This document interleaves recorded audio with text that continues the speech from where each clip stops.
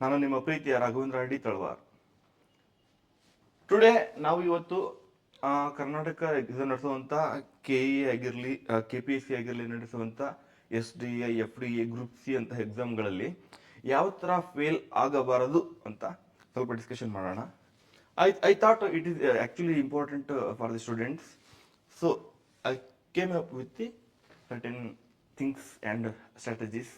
ಅದ್ರ ಬಗ್ಗೆ ಡಿಸ್ಕಷನ್ ಮಾಡೋಣ. So how not to fail in KEA 708 exam.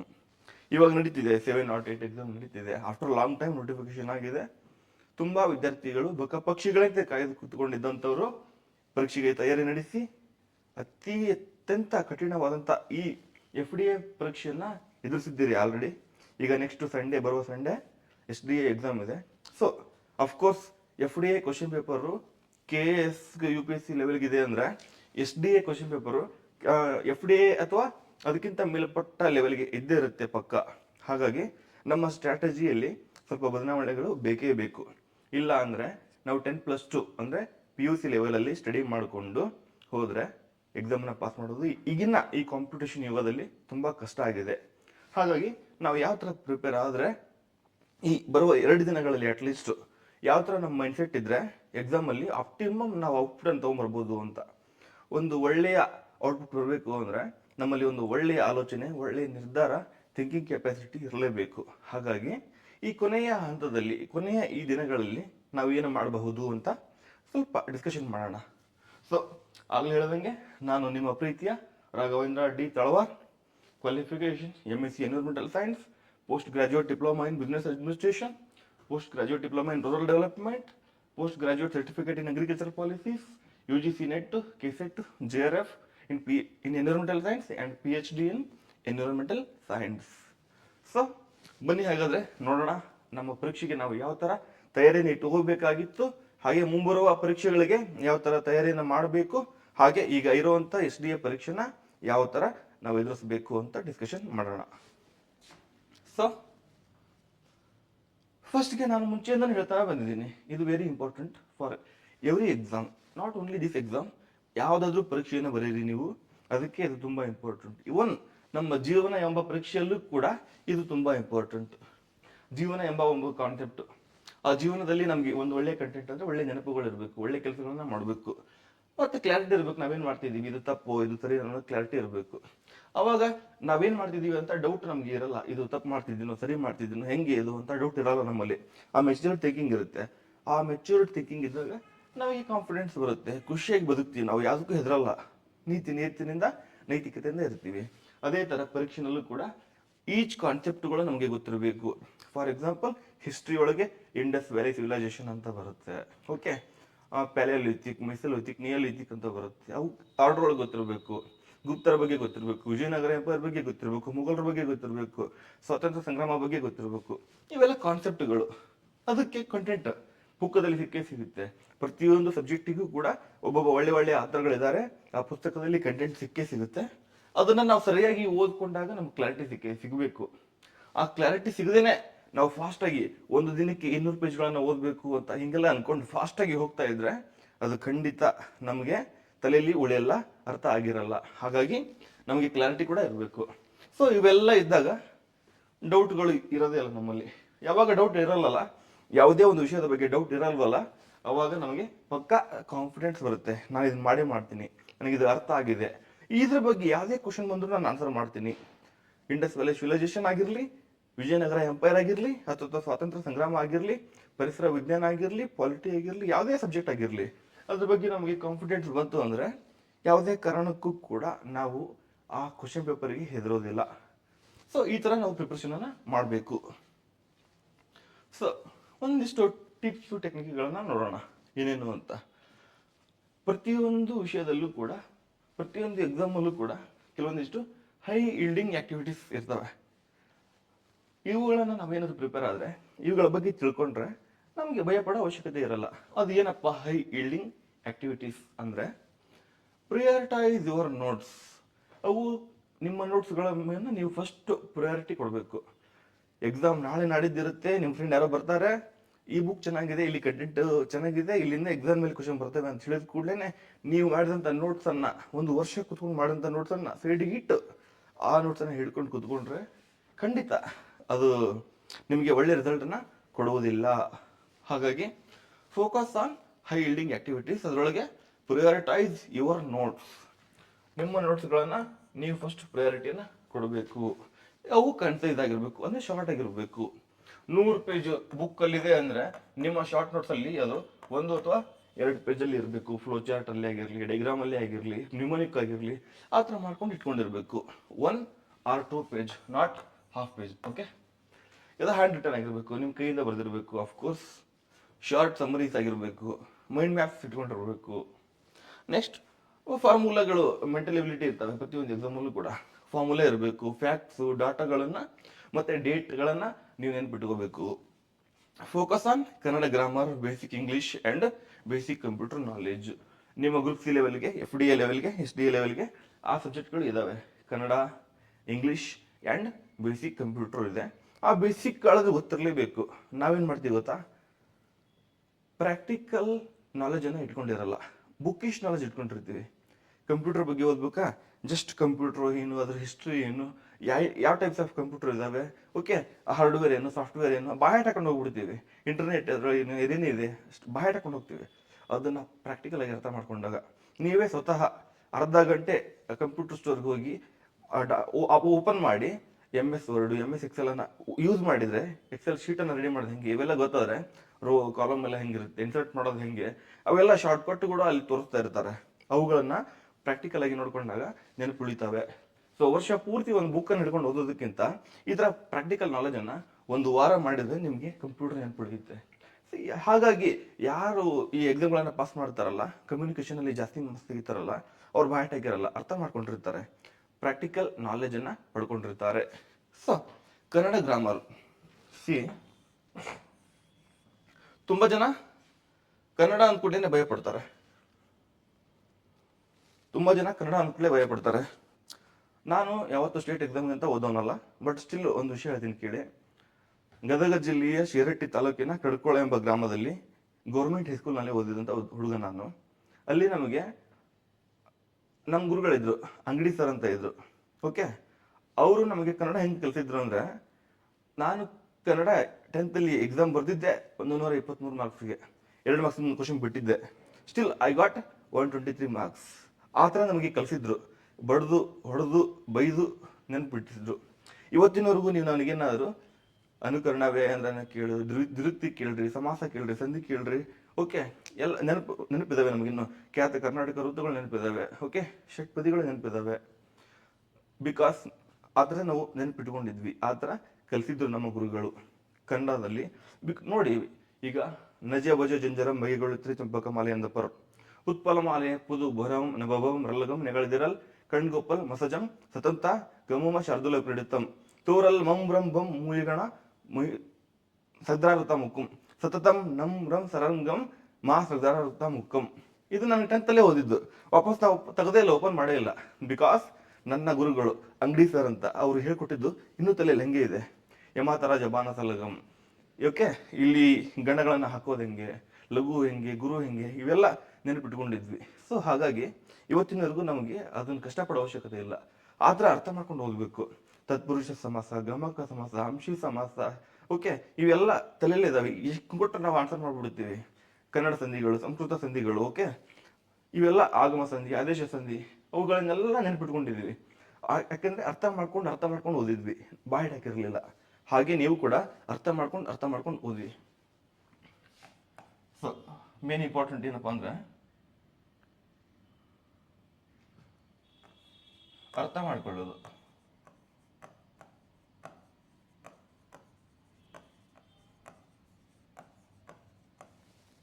ಅರ್ಥ ಮಾಡ್ಕೊಳ್ಳುವಂಥದ್ದು, ಬಾಯ್ ಹಾಕುವಂಥದ್ದಲ್ಲ. ಬಾಯ್ ಹಾಕಿದ್ರೆ ಮತ್ತೆ ಹೋಗ್ಬಿಡ್ತೀರಾ, ಬಟ್ ಅರ್ಥ ಮಾಡ್ಕೊಂಡ್ರೆ ಕೊನೆಯವರೆಗೂ ನೆನಪಿರ್ತವೆ. ಸೊ ಅದನ್ನ ಅರ್ಥ ಮಾಡ್ಕೋಬೇಕು. ನೆಕ್ಸ್ಟ್ ಹೋಗೋಣ. So Kannada grammar, basic English. ಇಂಗ್ಲಿಷಲ್ಲಿ ಈಗ ಹೇಳ್ತಾರೆ direct indirect speech, okay, active voice, passive voice, synonyms, antonyms, ಮತ್ತೆ ಜಂಬ್ಲಿಂಗ್, ಪ್ಯಾರಾ ಜಂಬ್ಲಿಂಗ್ ಕೊಡ್ಬೋದು. ಅದರಲ್ಲಿ ಏನಿಲ್ಲ. ಅದನ್ನು ಕೂಡ ನಾವು ಬೇಸಿಕ್ ಇಂಗ್ಲೀಷನ್ನು ಅರ್ಥ ಮಾಡ್ಕೊಂಡ್ರೆ, please inculcate the habit of reading English news paper every day. ಪ್ರತಿದಿನ ಒಂದೊಂದು ಇಂಗ್ಲೀಷ್ ಪೇಪರ್ನ ಓದಿ. ಫುಲ್ ಓದೋಕ್ಕಾಗಿಲ್ವಾ, ಅಟ್ಲೀಸ್ಟ್ ಎಡಿಟೋರಿಯಲ್ ಆದರೂ ಓದಿ, ನಿಮ್ಗೆ ಇಂಗ್ಲೀಷ್ ನಾಲೆಜ್ ಬೆಳೆಯುತ್ತೆ. ಅದು ವೆರಿ ಇಂಪಾರ್ಟೆಂಟ್. ಒಂದು ಸತ್ಯವನ್ನು ಹೇಳ್ತೀನಿ, ಯಾರು ಅಫೆಂಡ್ ಆಗುವಂಥದ್ದಿಲ್ಲ. ನಮ್ಮ ಕನ್ನಡ ನಮ್ಮ ತಾಯಿ ಭಾಷೆ ಈಗ ಭಾವ ಭಾಷೆಯಾಗಿ ಉಳಿದಿದೆ, ಅನ್ನ ಭಾಷೆಯಾಗಿ ಉಳಿದಿಲ್ಲ. ಯಾಕೆಂದ್ರೆ ಈ ಜಗತ್ತು ಇಂಗ್ಲೀಷ್ಮಯ ಆಗ್ತಾ ಇದೆ.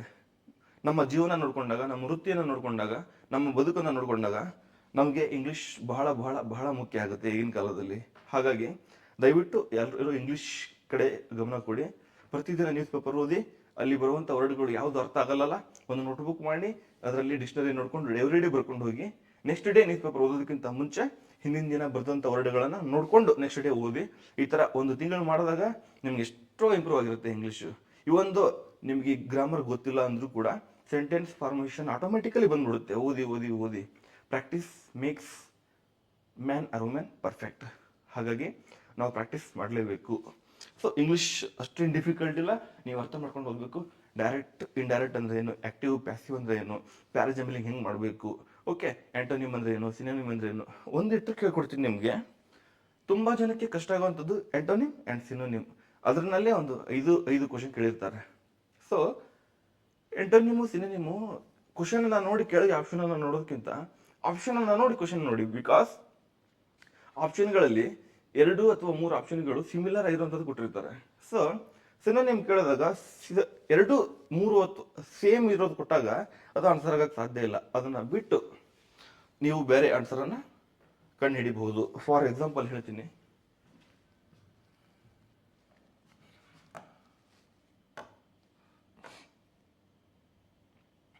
ಇಲ್ಲಿ ಏನೋ ಒಂದು ಕ್ವಶನ್ ಕೇಳಿದ್ದಾರೆ,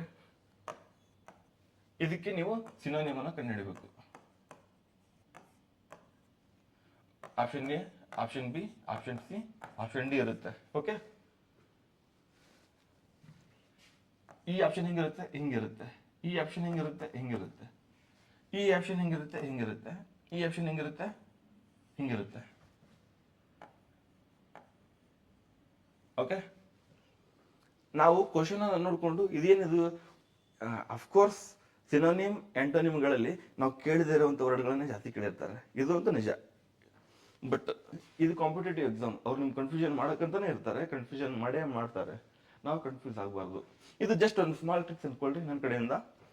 ಫಸ್ಟ್ ಆಪ್ಷನ್ಗಳನ್ನು ಒಂದ್ಸಲ ನೋಡಿ. ಒಂದು ಕ್ವಶನ್ ಪೇಪರ್ ಇಟ್ಕೊಳ್ಬೇಕಾದ್ರೆ ನೀವು ಇದನ್ನು ಚೆಕ್ ಮಾಡಿ ನೋಡಿ. ಆಪ್ಷನ್ಗಳು ಅಟ್ಲೀಸ್ಟ್ 2 ಆಪ್ಷನ್ ಆದರೂ ಸಿಂಗಲ್ ಇದ್ದೇ ಇರ್ತವೆ, ಅಟ್ಲೀಸ್ಟ್ 2 ಆಪ್ಷನ್ ಆದರೂ ಸಿಮಿಲರ್ ಇದ್ದೇ ಇರ್ತವೆ.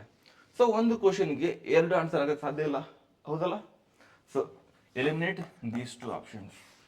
ಉಳಿದಿದ್ದು ಇದರ ನಡುವೆ ನಮಗೆ ಡೌಟ್ಗಳು.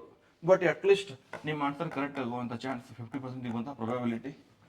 ಏನು ಗೊತ್ತಿಲ್ಲದೇನೆ ಇದ್ರೆ ನಿಮ್ಗೆ 0% ಇರುತ್ತೆ probability. But at least 2 option eliminate ಮಾಡಿದಾಗ ನಿಮ್ಮ ಪ್ರೊಬಬಿಲಿಟಿ 50% ಬಂತು, ಚಾನ್ಸ್ ತಗೋಬಹುದು.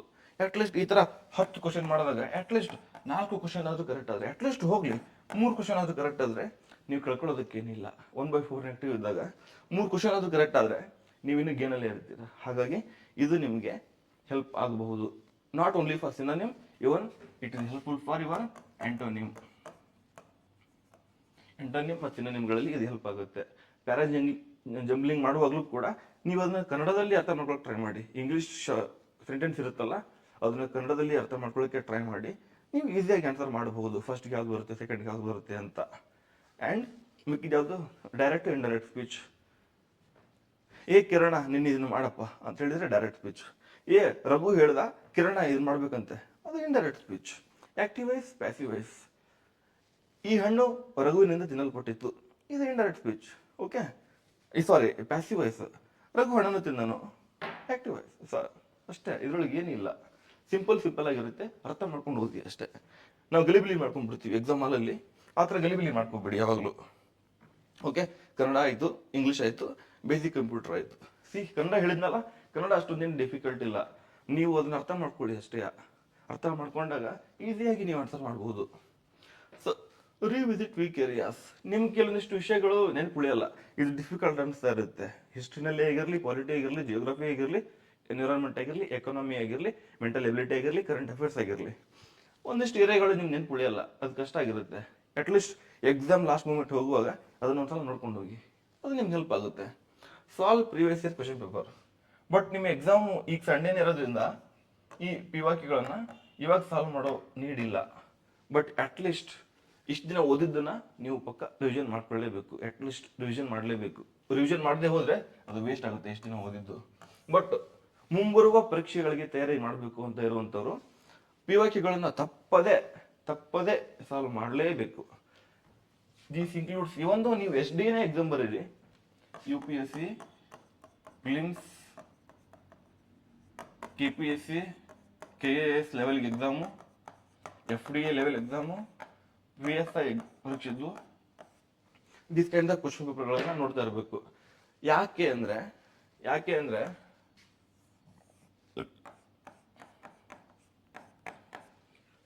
ಈ ಕಾಂಪಿಟೇಟಿವ್ ಫೀಲ್ಡ್ ಅಲ್ಲಿ ಇರುವಂತ ಸಿಲೆಬಸ್ ಎಲ್ಲಾ ಇಟ್ಕೊಂಡು ಕವರ್ ಮಾಡೋಕ್ಕಾಗಲ್ಲ. ಕ್ವಶನ್ ಅನ್ನು ಸೆಟ್ ಮಾಡೋಕ್ಕೆ ಕೇವಲ 100 ಕ್ವಶನ್ಗಳನ್ನ ಮಾತ್ರ ತೆಗಿಬೇಕಾಗಿರುತ್ತೆ. ಹಾಗಾಗಿ ಈ competitive exam question paper setters ಒಂದು ಪ್ಯಾಟರ್ನ್ ಫಾಲೋ ಮಾಡ್ತಾರೆ. ಆ ಸಬ್ಜೆಕ್ಟ್ ಅಲ್ಲಿ ಆ ಟಾಪಿಕ್ಗಳು ಇಂಪಾರ್ಟೆಂಟ್ ಅಂತ ಅವ್ರಿಗೆ ತಲೆಯಲ್ಲಿ ಇರುತ್ತೆ. ಪಾಠ ಮಾಡೋಂಥವ್ರಿಗೆ ಟೀಚರ್ಗಳು ಇರ್ತಾರೆ. ಕ್ವಶನ್ ಪೇಪರ್ ಸೆಟ್ಟಿಂಗ್ ಮಾಡೋವಂಥವ್ರು ಯಾರು ಅಲಿಯನ್ಸ್ ಆಗಿರಲ್ಲ. ಇಲ್ಲಿ ನಮ್ಮ ಟೀಚರ್ಗಳೇ, ಪ್ರೊಫೆಸರ್ಗಳೇ ಆಗಿರ್ತಾರೆ.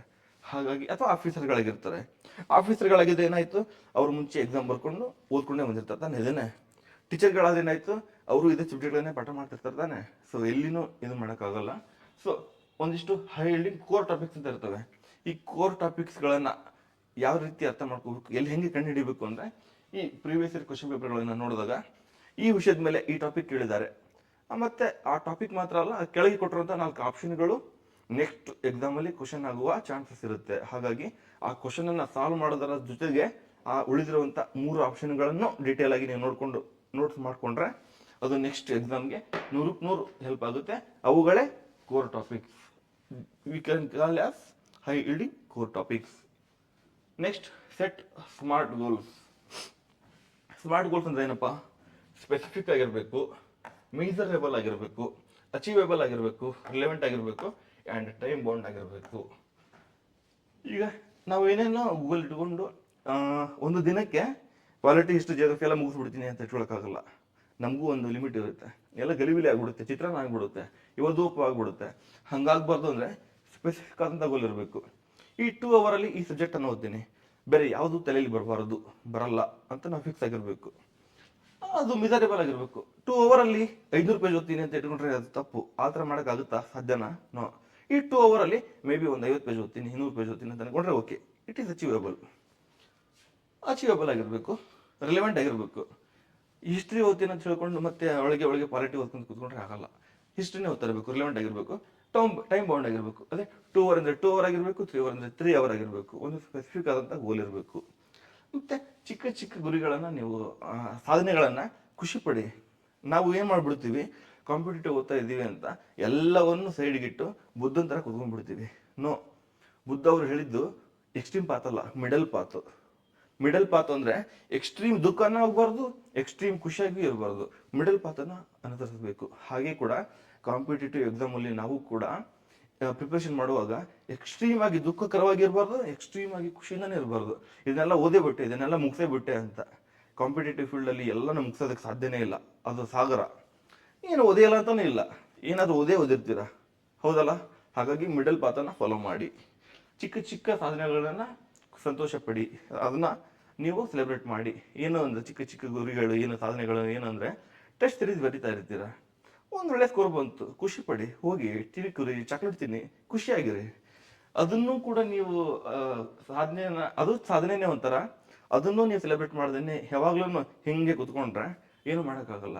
ಲೈಫಲ್ಲಿ happy mind gives happy results. ಹಾಗಾಗಿ ಆ ಮೈಂಡ್ ಖುಷಿಯಾಗಿದ್ದಾಗ ಒಂದು ಹಾರ್ಮೋನ್ ರಿಲೀಸ್ ಆಗುತ್ತೆ. ಆ ಡೊಪಮಿನ್ ರಿಲೀಸ್ ಆದಾಗ ನಮ್ದು ಬ್ರೈನ್ ಆಕ್ಟಿವ್ ಆಗುತ್ತೆ, ಮತ್ತಷ್ಟು ಉತ್ತೇಜನ ಸಿಗುತ್ತೆ. ಕೆಲಸ ಮಾಡಬೇಕು, ಇನ್ನೂ ಹೆಚ್ಚು ಕೆಲಸ ಮಾಡಬೇಕು, ಇನ್ನೂ ಹೆಚ್ಚು ಸಾಧನೆ ಮಾಡಬೇಕು ಅಂತ.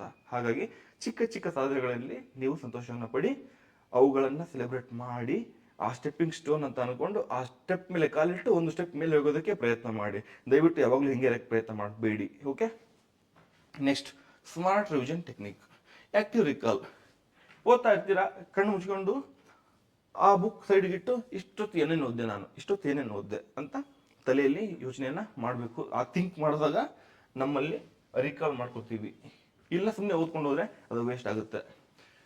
ನಿಮ್ಗೆ ಏನಾದ್ರು ಕಾನ್ಸೆಪ್ಟ್ ಗೊತ್ತಿದ್ರೆ ಅದು ನಿಮ್ಮ ಫ್ರೆಂಡಿಗೆ ಗೊತ್ತಿಲ್ಲ ಅಂದ್ರೆ ಅದನ್ನ ಟೀಚ್ ಮಾಡಿ. ಸೊ ದ್ಯಾಟ್ ನಿಮ್ಗೆ ಅದ್ರ ಬಗ್ಗೆ ಮತ್ತೆ ಕ್ಲಾರಿಟಿ ಸಿಗುತ್ತೆ, ಅದ್ರ ಬಗ್ಗೆ ಡಿಟೇಲ್ ಆಗಿ ತಿಳ್ಕೊಳ್ಳೋದಕ್ಕೆ ಯೂಸ್ ಆಗುತ್ತೆ. Utilise one short videos.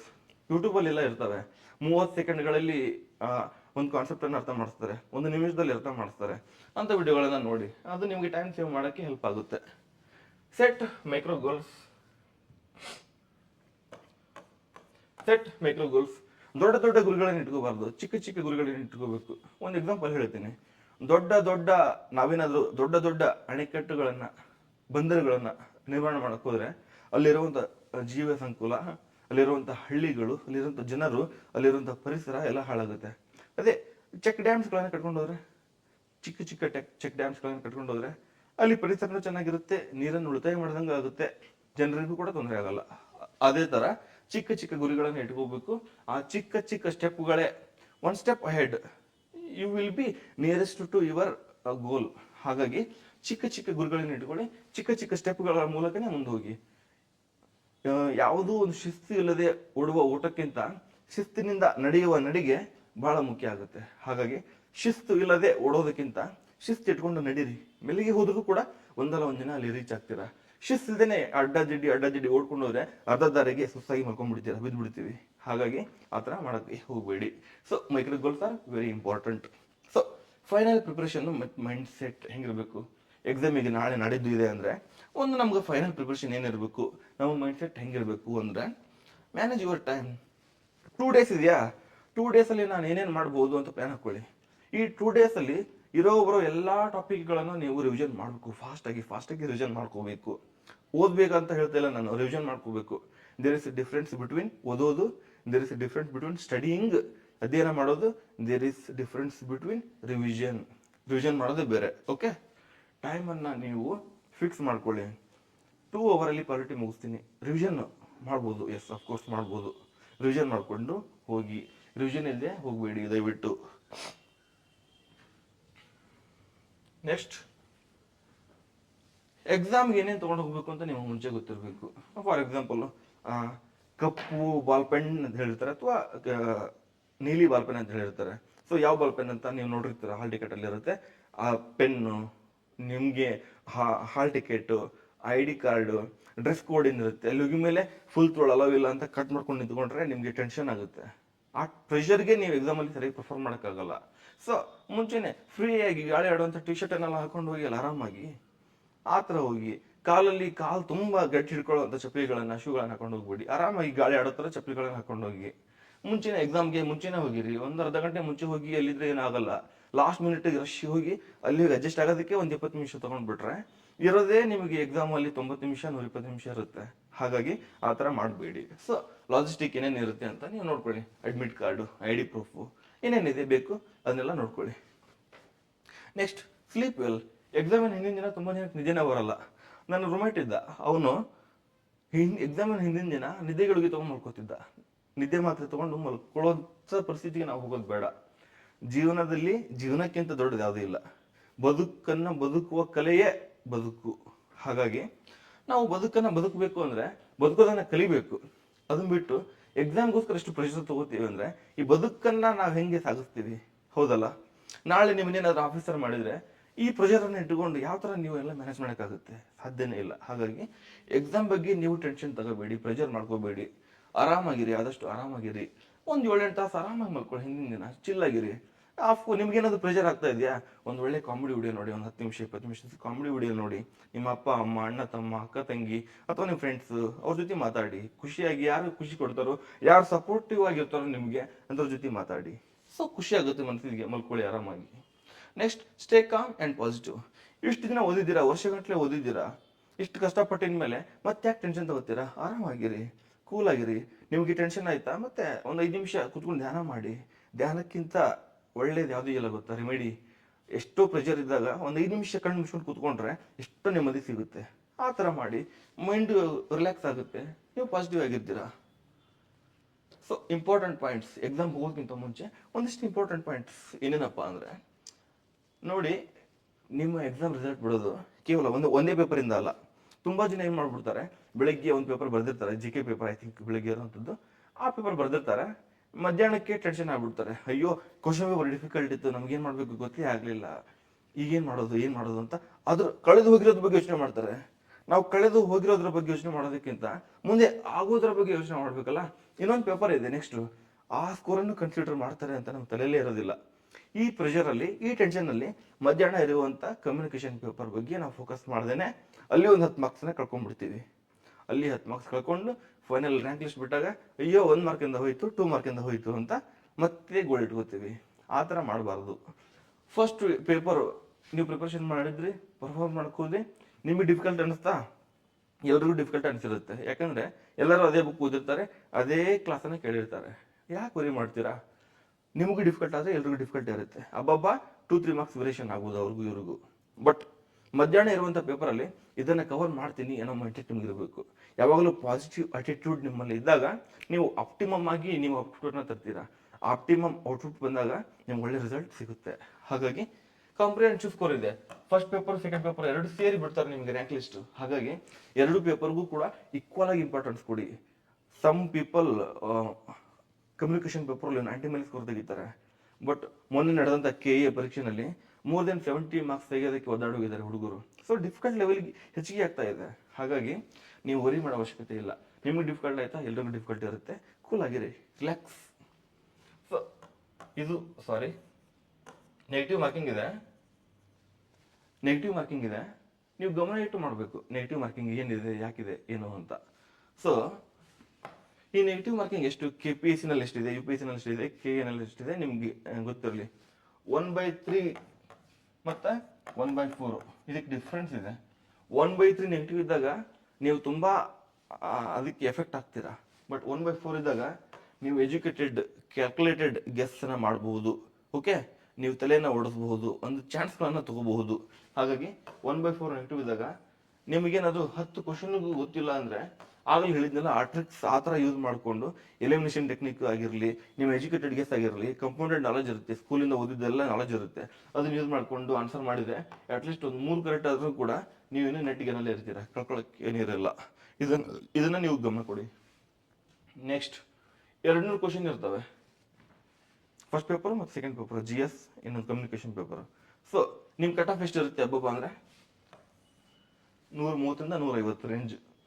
150 ಮೇಲೆ ಕಟ್ ಆಫ್ ನಿಂತಿದ್ದು ನಾನು ನೋಡಿಲ್ಲ.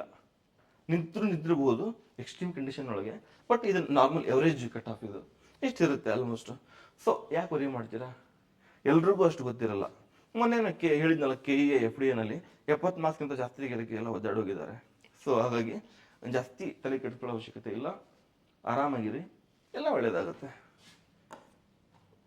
ಯೂಸ್ ಆಫ್ ಕಾಮನ್ ಸೆನ್ಸ್ ಭಾಳ ಮ್ಯಾಟರ್ ಆಗುತ್ತೆ. ನಾವು ಎಕ್ಸಾಮಲ್ಲಿ ಕೂತ್ಕೊಂಡಾಗ ಟೆನ್ಷನ್ ಮಾಡಿಕೊಂಡು ನಾವು ಕಾಮನ್ ಸೆನ್ಸನ್ನು ಕಳ್ಕೊಂಡೇ ಬಿಟ್ಟಿರ್ತೀವಿ, ಯೋಚನೆ ಮಾಡುವಂಥ ಕೆಪಾಸಿಟಿಯನ್ನು ಕಳ್ಕೊಂಡೇ ಬಿಟ್ಟಿರ್ತೀವಿ. But it is very important. ನಿಮ್ಗೆ ಎಷ್ಟು ಗೊತ್ತಿಲ್ಲದಂಥ ಕ್ವಶನ್ಗಳಿಗೆ ನಿಮ್ಮ ಕಾಮನ್ ಸೆನ್ಸನ್ನು ಯೂಸ್ ಮಾಡಿ ಆನ್ಸರ್ ಮಾಡಬಹುದು. ಅದನ್ನು ನೀವು ಪ್ರಾಕ್ಟೀಸ್ ಮಾಡ್ಕೊಳ್ಳಿ. ಆ್ಯಂಡ್ ಪ್ರೆಸೆನ್ಸ್ ಆಫ್ ಮೈಂಡ್, ನಮ್ಮ ಮೈಂಡ್ ಆಕ್ಟಿವ್ ಆಗಿರಬೇಕು, ಪ್ರೆಸೆಂಟ್ ಇಲ್ಲಿರಬೇಕು. ಇದನ್ನ ಬಿಟ್ಟು ನಾವು ಏನೇನು ಯೋಚನೆ ಮಾಡ್ಕೊಂಡು ಕೂತ್ಕೊಂಡ್ರೆ ಆನ್ಸರ್ ಮಾಡೋಕ್ಕಾಗಲ್ಲ. So presence of mind is very important. And compounded knowledge, primary ಸ್ಕೂಲಿಂದ LKG ಇಂದ ಇಲ್ಲಿವರೆಗೂ ಡಿಗ್ರಿವರೆಗೂ ಓದಿರ್ತೀವಿ ನಾವು. ಈ ಎಕ್ಸಾಮ್ PUC ಬೇಸ್ಡ್ ಆಗಿದ್ರು ಕೂಡ, SDA ಎಕ್ಸಾಮ್ PUC ಬೇಸ್ಡ್ ಆಗಿದ್ರು ಕೂಡ ಇಲ್ಲಿ ಡಿಗ್ರಿ ಆದವರು, PhD ಲೆವೆಲ್ ಓದ್ತಾ ಇರೋಂಥವ್ರು ಕೂಡ ಅಪ್ಲಿಕೇಶನ್ ಹಾಕಿದ್ದಾರೆ, ಇಂಜಿನಿಯರಿಂಗ್ ಓದೋರು ಅಪ್ಲಿಕೇಶನ್ ಹಾಕಿದ್ದಾರೆ. Of course we should obey with it. The compounded knowledge is very important. ನಾವು ಸ್ಕೂಲ್ ಲೆವೆಲಿಂದ ಓದಿದ್ದು ತಲೆಯಲ್ಲಿ ಎಲ್ಲೋ ಒಂದು ಕಡೆ ನೆನಪಾಗಿ ಆಗುತ್ತೆ. ಸೊ ಇದು ನೆನಪಾಗಬೇಕು ಅಂದರೆ ಪ್ರೆಸೆಂಟ್ ಆಫ್ ಮೈಂಡ್ ಇರಬೇಕು. ಈ ಪ್ರೆಸೆನ್ಸ್ ಆಫ್ ಮೈಂಡ್ ವರ್ಕ್ ಆಗಬೇಕು ಅನ್ನೋ ಕಾಮನ್ ಸೆನ್ಸನ್ನು ನಾವು ಯೂಸ್ ಮಾಡ್ಕೊಳ್ಳೇಬೇಕು. ಹಾಗಾಗಿ ಒಂದಕ್ಕೊಂದು ಲಿಂಕ್ ಇರುತ್ತೆ ಪ್ರತಿಯೊಂದಕ್ಕೂ ಕೂಡ. ಹಾಗಾಗಿ ಕೂಲ್ ಆಗಿರಿ, ಪ್ರೆಸೆನ್ಸ್ ಆಫ್ ಮೈಂಡನ್ನು ಇಟ್ಕೊಳ್ಳಿ, ಕಂಪೌಂಡೆಡ್ ನಾಲೆಜನ್ನು ಯೂಸ್ ಮಾಡ್ಕೊಳ್ಳಿ.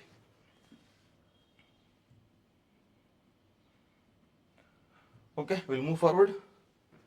ಎಲಿಮಿನೇಷನ್ ಟ್ರಿಕ್ಸ್, ಆಗಲೇ ಹೇಳ್ದಂಗೆ elimination tricks very important. So synonyms antonyms ಹೇಳುವಾಗ ಹೇಳಿದೆ, ಈ ಥರ ಸಿಮಿಲರ್ ಆಗಿರ್ತವೆ ಆಪ್ಷನ್ಗಳನ್ನ ಕೇರ್ಫುಲ್ ಆಗಿ ನೋಡಿ ಅಂತ. ಸೊ ಆ ಥರ ಒಂದಿಷ್ಟು ಎಲಿಮಿನೇಷನ್ ಟ್ರಿಕ್ಸ್ ಇರ್ತವೆ, ಅವುಗಳನ್ನು ನೀವು ಗಮನವಿಟ್ಟು ನೋಡಬೇಕು. ಬ್ರಾಡರ್ ಮೀನಿಂಗ್ಗಳನ್ನ ನೋಡಿ. ಆಪ್ಷನ್ಗಳಲ್ಲಿ ಬ್ರಾಡರ್ ಮೀನಿಂಗ್ ಅಂತ ಇರುತ್ತೆ. ಫಾರ್ ಎಕ್ಸಾಂಪಲ್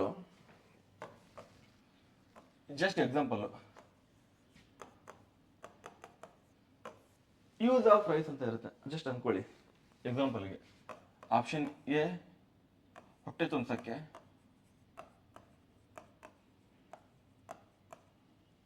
ಆಪ್ಷನ್ ಬಿ ಅಕ್ಕಿಯನ್ನ ಖಾಲಿ ಮಾಡಕ್ಕೆ, ಆಪ್ಷನ್ ಸಿ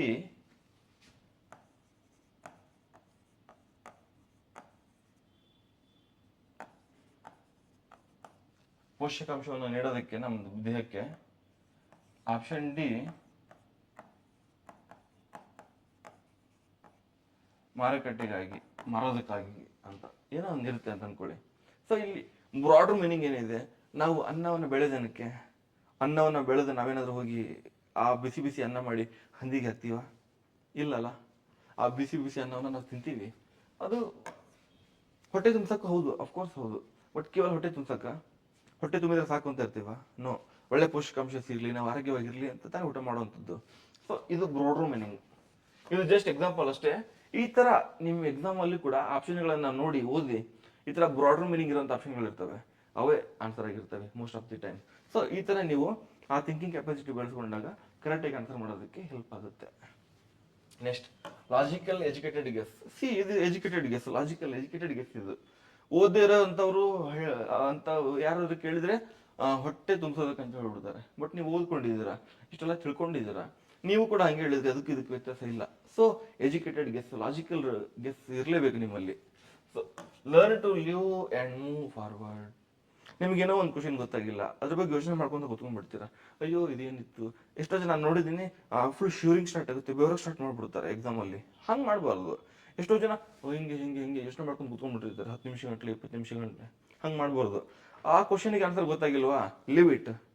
ನಿಮ್ಮ ಜೀವನದಲ್ಲೇ ಆಗಿರಲಿ, ಪರೀಕ್ಷೆನಲ್ಲೇ ಆಗಿರಲಿ, ಯಾವಾಗ ನೀವು ಬಿಟ್ಟು ಮುಂದೆ ಹೋಗೋದನ್ನ ಕಲಿತೀರಲ್ಲ, ಆವಾಗ ನೀವು ಪಣ ತೊಟ್ಟು ಬೆಳೆಯೋದಕ್ಕೆ ಸಾಧ್ಯ ಆಗುತ್ತೆ. Okay, so learn to leave. ಆ ಕ್ವಶನ್ ಗೊತ್ತಾಗಿಲ್ವಾ, ಬಿಡಿ, ಮುಂದೆ ಹೋಗಿ. ನಿಮ್ಗೆ ಒಂದು ಕ್ವಶನ್ ಗೊತ್ತಾಗಿಲ್ಲ ಅಂದ್ರೆ ಇನ್ನೂ 99 ಕ್ವಶನ್ ಇದಾವೆ, ಅವುಗಳಿಗೆ ಆನ್ಸರ್ ಮಾಡ್ಕೊಂಡು ಲಾಸ್ಟಿಗೆ ಬನ್ನಿ, ಆವಾಗ ನಿಮ್ಗೆ ಫ್ಲಾಶ್ ಆಗ್ಬೋದು. Cool mind. ಈ ಕ್ವಶನ್ ಗೊತ್ತಾಗಿಲ್ಲ ಅಂತ ಚಿಂತೆ ಮಾಡ್ಕೊಂಡು ಕೂತ್ಕೊಂಡು ಪ್ರೆಷರ್ ಮಾಡ್ಕೊಂಡ್ಬಿಟ್ರೆ ನೆಕ್ಸ್ಟ್ ನಿಮ್ಗೆ ಆನ್ಸರ್ ಗೊತ್ತಿದ್ರೂ ತಪ್ಪು ಮಾಡ್ಬಿಡ್ತೀರಾ. ಆ ಥರ ಆಗುತ್ತೆ ಪ್ರೆಷರ್ಗೆ. ಸೊ ಹಾಗಾಗಿ learn to leave the question, move forward. So strategy 2-3 ರೌಂಡ್ಗಳಲ್ಲಿ ಮಾಡಿ.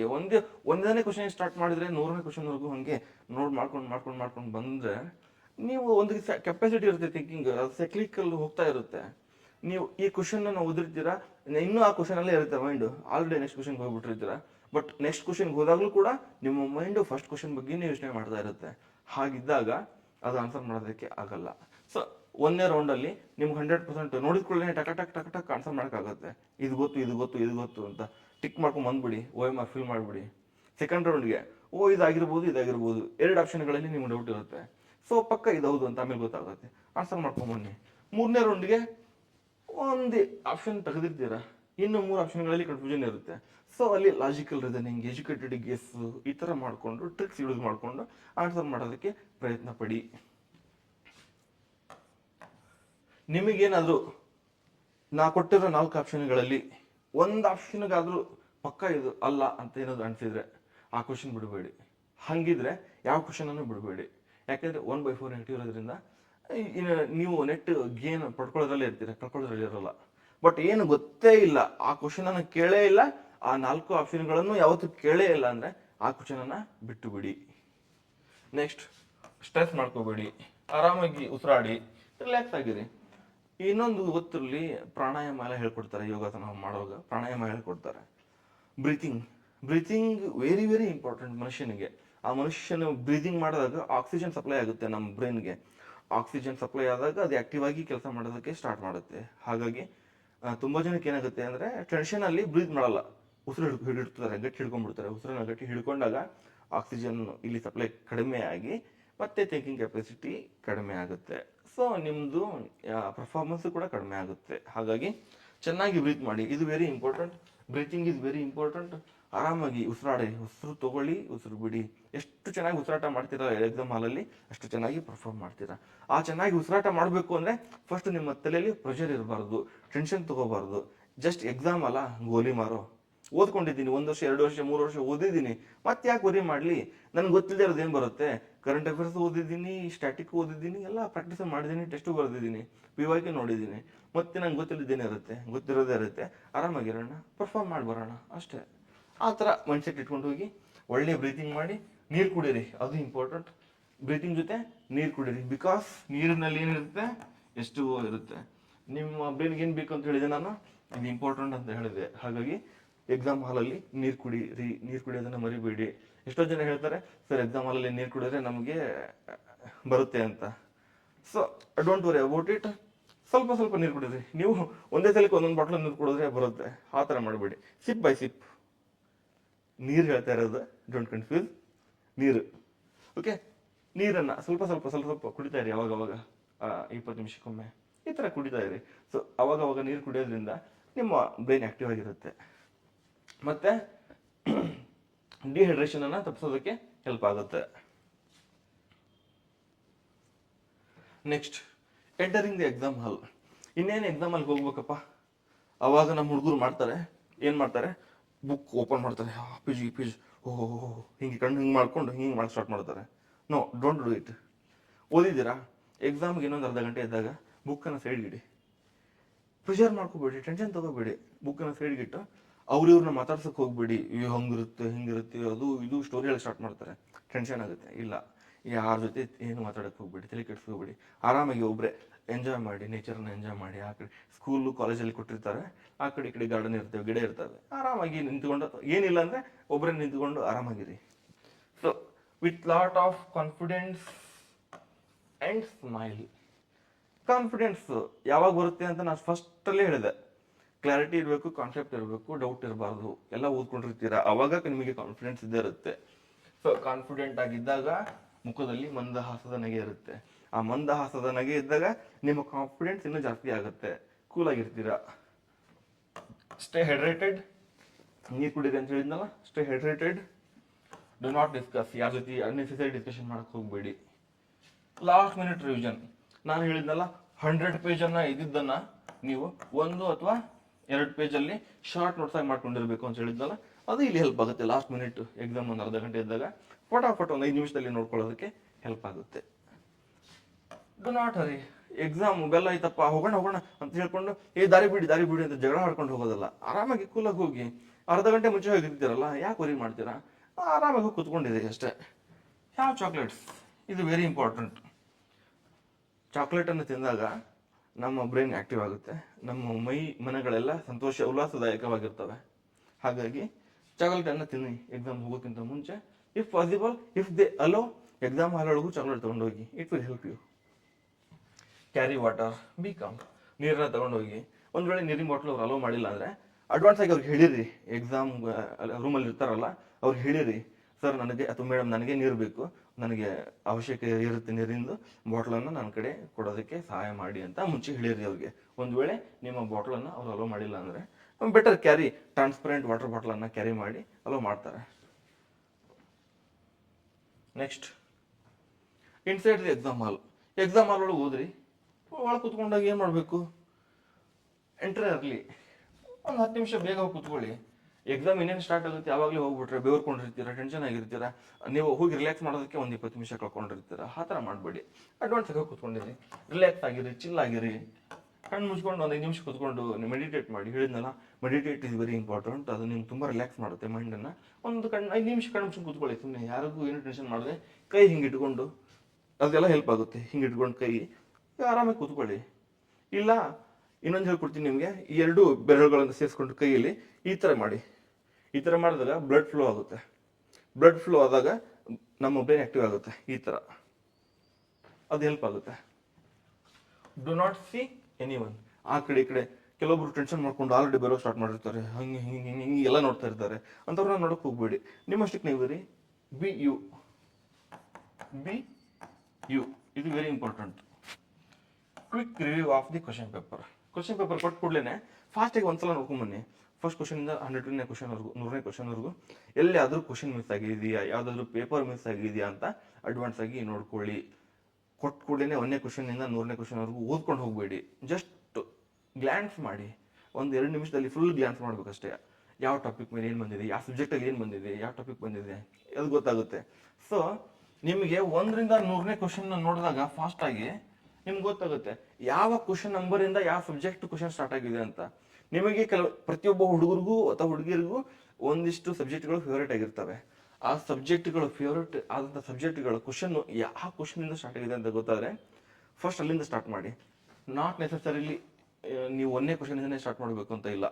ನಿಮಗೆ ಒಂದು ವೇಳೆ ನಿಮ್ಮ ಫೇವ್ರೇಟ್ ಸಬ್ಜೆಕ್ಟ್ ಕ್ವಶನ್ 23 ಸ್ಟಾರ್ಟ್ ಆಗಿದೆಯಾ, 23ರಿಂದನೇ ಸ್ಟಾರ್ಟ್ ಮಾಡಿ ಕ್ವಶನ್ ಸಾಲ್ವ್ ಮಾಡೋಕ್ಕೆ. ಅದರಲ್ಲಿ ಏನಿಲ್ಲ, ನೀವು ಲಾಸ್ಟ್ ಮಾಡಬೇಕಾಗಿರೋದು 100 ಕ್ವಶನ್ಗಳನ್ನು, ಈ 1ರಿಂದನೇ ಸ್ಟಾರ್ಟ್ ಮಾಡ್ಬೇಕಂತ ಏನಿಲ್ಲ. ಸೊ ಅವಾಗೇನಾಗುತ್ತೆ, ಫಸ್ಟ್ ನಿಮ್ಗೆ ಇಷ್ಟ ಆದಂಥ ಸಿಲೆಬಸ್ ಅಥವಾ ನಿಮ್ಗೆ ಇಷ್ಟ ಆದಂಥ ಸಬ್ಜೆಕ್ಟಿಂದ ಕ್ವಶನನ್ನು ಮಾಡಿದಾಗ ನಿಮ್ಮ ಕಾನ್ಫಿಡೆನ್ಸ್ ಲೆವೆಲ್ ಬೂಸ್ಟ್ ಆಗುತ್ತೆ. ಆ ಕಾನ್ಫಿಡೆನ್ಸ್ ಲೆವೆಲ್ ಬೂಸ್ಟ್ ಆದಾಗ ಬೇರೆ ಕ್ವಶನ್ಗಳು ಡಿಫಿಕಲ್ಟ್ ಇದ್ದಾಗ ನಿಮ್ಮ ಬ್ರೈನ್ ಆಕ್ಟಿವ್ ಆಗಿರುತ್ತೆ, ಚಿಲ್ ಆಗಿರ್ತೀರಾ, ಖುಷಿಯಾಗಿರ್ತೀರಾ. ಸೊ ಅವಾಗ ಆನ್ಸರ್ ಮಾಡೋದಕ್ಕೆ ಹೆಲ್ಪ್ ಆಗುತ್ತೆ. ನೀರು ಕುಡೀರಿ, ಅವಾಗ ಟೆನ್ಷನ್ ಆದಾಗ ನೀರು ಕುಡೀರಿ, ರೆಡಿ ಆಗಿರಿ. ಎಕ್ಸಾಮ್ ಸ್ಟಾರ್ಟ್ ಆಗುತ್ತೆ ಅಂದಾಗ ಸ್ಟಾರ್ಟ್ ಫ್ರಮ್ ಈಸಿ ಕ್ವಶನ್. ಅದು ನಿಮ್ಮ ಕಾನ್ಫಿಡೆನ್ಸನ್ನು ಬೂಸ್ಟ್ ಮಾಡುತ್ತೆ. ನಿಮ್ಗೆ ಗೊತ್ತಿರೋ ಸಬ್ಜೆಕ್ಟ್ ಅಲ್ಲ, ಈಸಿ ಆಗಿರುತ್ತೆ. ಸೊ ಅಲ್ಲಿಂದ ಸ್ಟಾರ್ಟ್ ಮಾಡಿ. Next do it in 2-3 rounds. ಆಗಲೇ ಹೇಳಿದೆ ನಾನು, 2-3 ರೌಂಡಲ್ಲಿ ಮಾಡಿ. Don't invest too much time ಒಂದು ಕ್ವಶನ್. ನಿಮ್ಗೆ ಅದು ಗೊತ್ತಿಲ್ಲ ಅಂದರೆ ಬಿಟ್ಟು ಮುಂದೆ ಹೋಗಿ, ಜಾಸ್ತಿ ಇನ್ವೆಸ್ಟ್ ಮಾಡಕ್ಕೆ ಹೋಗ್ಬಿಡಿ. Always remember you have 200 questions. ಅಂದರೆ ಫಸ್ಟ್ ಪೇಪರಲ್ಲಿ 100 ಕ್ವಶನ್, ಸೆಕೆಂಡ್ ಪೇಪರಲ್ಲಿ 100 ಕ್ವಶನ್, 200 ಕ್ವಶನ್ ಇದ್ದಾವೆ. ಸೊ ಅಷ್ಟು ನಿಮ್ಮ ತಲೆಯಲ್ಲಿರಲಿ. Interlink concept helps in logical guessing. ಹಿಸ್ಟ್ರಿಯಿಂದ ಪಾಲಿಟಿಯಿಂದ ಹಿಸ್ಟ್ರಿ, ಜಿಯೋಗ್ರಫಿಯಿಂದ ಎನ್ವಿರಾನ್ಮೆಂಟು, ಈ ಥರ ಇಂಟರ್ಲಿಂಕ್ ಇರ್ತವೆ ಪ್ರತಿಯೊಂದು ಸಬ್ಜೆಕ್ಟ್ಗೂ ಕೂಡ. ಅದನ್ನು ಲಿಂಕ್ ಮಾಡೋಕ್ಕೆ ಟ್ರೈ ಮಾಡಿ. Keep open your mind, use common sense. Common sense is not common, but it should be common because ನಿಮಗೆ ಆನ್ಸರ್ ಮಾಡೋದಕ್ಕೆ ಇಲ್ಲಿ ಕಾಮನ್ ಸೆನ್ಸ್ ಬಹಳ ಮುಖ್ಯ ಆಗುತ್ತೆ. Have eyes on time or clock. ನಿಮಗೆ ವಾಚ್ ಅಲೋ ಮಾಡಿಲ್ಲ ಅಂದರೆ ಅಲ್ಲಿ ಗೋಡೆ ಮೇಲೆ ಗಡಿಯಾರ ಇಟ್ಟಿರ್ತಾರೆ. ಒಂದು ವೇಳೆ ವಾಚ್ ಅಲೋ ಮಾಡಿಲ್ಲ, ಗೋಡೆಯಲ್ಲಿ ಗಡಿಯಾರನೇ ಇಲ್ಲ ಅಂದರೆ ಯು ಶುಡ್ ಆಸ್ಕ್, ಅವ್ರನ್ನ ಕೇಳಲೇಬೇಕು, ಇದು ನಿಮ್ಮ ಹಕ್ಕು. ಸೊ ಗಡಿಯಾರವನ್ನು ನೋಡ್ತಾ ಇರಿ. ಟೈಮ್ ಬಗ್ಗೆ ನಿಮಗೆ ಗೊತ್ತಿರಲಿ. ಆ ಟೈಮ್ ಇಸ್ ವೆರಿ ಪ್ರಿಷಿಯಸ್. ನೀವು ಅದಕ್ಕೆ ಗಮನ ಕೊಡ್ತಾ ಇರಬೇಕು. ಅವಾಗವಾಗ ಕ್ಲಾಕ್ ಕಡೆ ನಿಮ್ಮ ಕಣ್ಣನ್ನು ಹಾಯಿಸ್ತಾ ಇರಿ. Finish all the questions with confidence and pride. ಎಲ್ಲ ಕ್ವಶನ್ಗಳನ್ನು ಕಾನ್ಫಿಡೆಂಟ್ ಆಗಿ ನೀವು ಆನ್ಸರ್ ಮಾಡಿ. ಇದು ನನಗೆ ಗೊತ್ತು, ಇದು ಗೊತ್ತು. ಲಾಜಿಕಲ್ ಗೆಸ್ಸಿಂಗ್ ಮಾಡಿ, ಎಜುಕೇಟೆಡ್ ಗೆಸ್ಸಿಂಗ್ ಮಾಡಿ, ಸೈಂಟಿಫಿಕ್ ಟೆಂಪರಿಂದ ಆನ್ಸರ್ ಮಾಡಿ. ಸೊ ದ್ಯಾಟ್ ನೀವು ನಿಮ್ಮ ಮಾರ್ಕ್ಸನ್ನು ಮ್ಯಾಕ್ಸಿಮೈಸ್ ಮಾಡೋದಕ್ಕೆ, ನಿಮ್ಮ ಸ್ಕೋರನ್ನು ಆಪ್ಟಿಮೈಸ್ ಮಾಡೋದಕ್ಕೆ ಹೆಲ್ಪ್ ಆಗುತ್ತೆ. So believe in yourself, you can do it. Best wishes. ನಿಮ್ಮ ಮೇಲೆ ನೀವು ನಂಬಿಕೆ ಇಡಿ. ಎಷ್ಟು ವರ್ಷ ಓದಿದ್ದೀರಾ, ಇಷ್ಟೆಲ್ಲ ಓದ್ಕೊಂಡಿದ್ದೀರಾ, ಟೆಸ್ಟ್ ಬರೆದಿದ್ದೀರಾ, ಪ್ರಾಕ್ಟೀಸ್ ಮಾಡಿದ್ದೀರಾ, ನಿದ್ದೆಗೆಟ್ಟಿದ್ದೀರಾ, ಊಟ ಬಿಟ್ಟಿದ್ದೀರಾ, ಮನೆಗೆ ಹೋಗೋದನ್ನ ಬಿಟ್ಟಿದ್ದೀರಾ, ಹಬ್ಬ ಹರಿದಿನಗಳನ್ನ ಬಿಟ್ಟಿದ್ದೀರಾ, ಫ್ರೆಂಡ್ಸ್ ಜೊತೆ ಟ್ರಿಪ್ ಹೋಗೋದನ್ನ ಸ್ಟಾಪ್ ಮಾಡಿದ್ದೀರಾ, ಮೂವಿಗಳನ್ನ ನೋಡೋದು ಬಿಟ್ಟಿದ್ದೀರಾ. ಇಷ್ಟೆಲ್ಲ ತ್ಯಾಗಗಳನ್ನ ಮಾಡಿದ ಮೇಲೇನೂ ಕೂಡ ನಿಮ್ಮ ಮೇಲೆ ನಿಮಗೆ ಕಾನ್ಫಿಡೆನ್ಸ್ ಇಲ್ಲ ಅಂದರೆ ಅದು ಯಾರು ತಪ್ಪು? ನಿಮ್ಮದೇ ತಪ್ಪು. ದಯವಿಟ್ಟು ಹಾಗೆ ಮಾಡಬೇಡಿ. ನಿಮ್ಮ ಮೇಲೆ ನಿಮಗೆ ಕಾನ್ಫಿಡೆನ್ಸ್ ಇರಲಿ. ನೀವು ತುಂಬ ಕಷ್ಟಪಟ್ಟಿದ್ದೀರಾ. So you can do it, you will do it. I trust in you and you should trust in you. ನಿಮ್ಮ ಬಗ್ಗೆ ನಿಮಗೆ ಫಸ್ಟ್ ನಂಬಿಕೆ ಇರಲಿ. So believe in yourself, you can do it. ನೀವು ಪಕ್ಕ ಅದನ್ನು ಮಾಡೇ ಮಾಡ್ತೀರಾ. ನಿಮ್ಗೆ ಒಳ್ಳೇದಾಗೇ ಆಗುತ್ತೆ. ಆ ಧೈರ್ಯವನ್ನು ಇಟ್ಕೊಂಡು ಹೋಗಿ, ಆ ಪಾಸಿಟಿವ್ ಮೈಂಡ್ಸೆಟ್ಟನ್ನು ಇಟ್ಕೊಂಡು ಹೋಗಿ, ಆ ಆಲ್ ಮೈಟಿ ನಿಮ್ಗೆ ಒಳ್ಳೇದು ಮಾಡಲಿ. ಸೊ ಎಲ್ರಿಗೂ ಮತ್ತೊಮ್ಮೆ ಆಲ್ ದ ಬೆಸ್ಟ್. ಮತ್ತೊಮ್ಮೆ ಎಲ್ರಿಗೂ ಥ್ಯಾಂಕ್ ಯು, ಧನ್ಯವಾದಗಳು.